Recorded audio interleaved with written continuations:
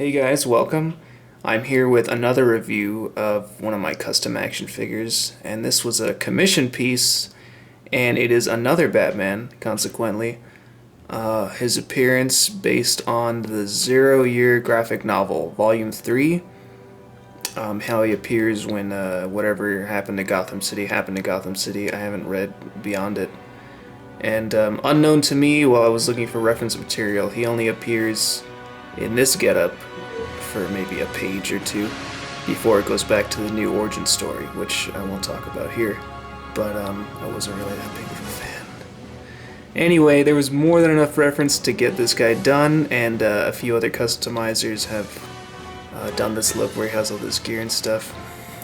I chose to sculpt the Batsuit from scratch because I thought it would be a lot of fun to do the new 52 Batsuit as Capullo draws it. And the client requested sort of a comic book look, not so much like the DC Comics Capullo Batman, but I think I got a fair trade in between realism and the comic book look, especially with the cowl head shape. And speaking of head sculpts, there was also a unmasked Bruce Wayne head at the request of the customer included, so I'll get to that. This guy was a lot of fun, and it's always fun to just look through your fodder bins and glue a whole bunch of gear on, and that's really what makes this Batman stand out. So let's take a look at this guy's articulation and some of the detail work.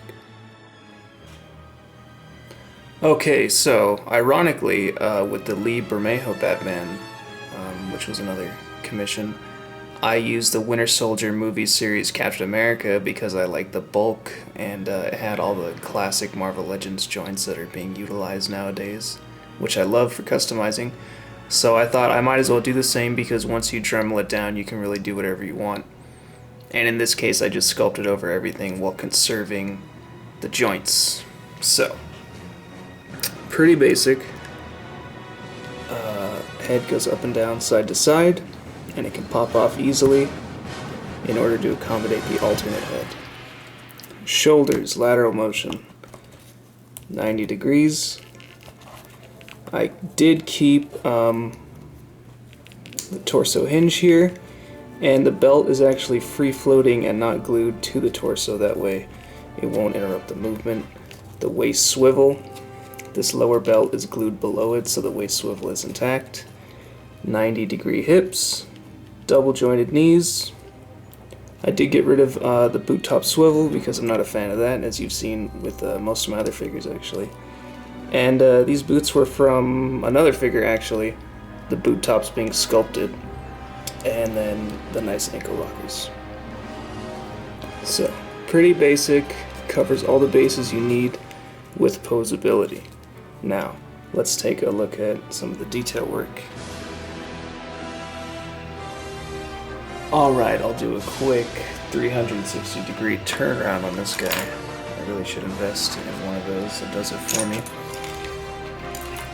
Now, for the head sculpt, Capullo has a very interesting way of depicting it. It's almost like a helmet in the way it goes down. And I did take some of that, especially around the brow line and the forehead, as if it's one piece.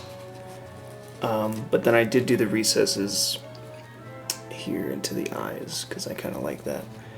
And the mouth is, I did want to keep some detail just because it's three-dimensional. I didn't want to be too flat, like I said, like the DC Collectibles Capullo Batman, where his lower face is basically just a horizontal line for his mouth. So I did keep some of that, but again, the strong chin, and then that grimace, no-lipped, thin-lipped grimace. And then the bat ears as well are sculpted. And really the main part of this guy is his gear. This backpack is from a 3A, one of their robot figures, which I thought was nice. Incorporates some mixed media and I wouldn't have to sculpt it. Various straps, a whole bunch of pouches, belts from other figures, just to get that look. Some of the stuff is sculpted, so you can see that. Now, most of the work was sculpting the underbody, I guess, which was just the bat suit, getting all the musculature inscribing all those new 52 lines, I guess. That's on a lot of the DC superheroes.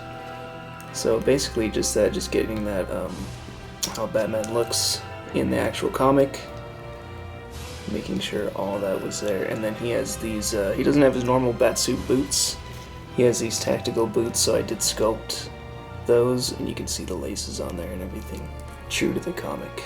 And he does rock the purple gloves, for when he's riding his motorcycle, I guess. Now, the accessory is his alternate Bruce Wayne head, and just because it fit on this body already nicely, I used an unmasked, the Steve Rogers head that came with the Winter Soldier Captain America. Kept the brow line on that because it's a nice strong brow, and then just resculpted from the nose underneath on down, and then some hair on there. There we are. Pretty generic Bruce Wayne, but I think it fits. Alright guys, thanks for checking out this review. Again, this figure was really fun and enjoyable to make. And I usually stay away from the typical, you know, spandex superheroes with not a lot going on. So with this one I decided, well, I'll just sculpt the entire Batsuit as a challenge to myself. And he had all the extra gear, and it was an opportunity for 2 custom head sculpts. And it's Batman, so all those things I love. Alright guys, take care, and I'll be back with some more reviews.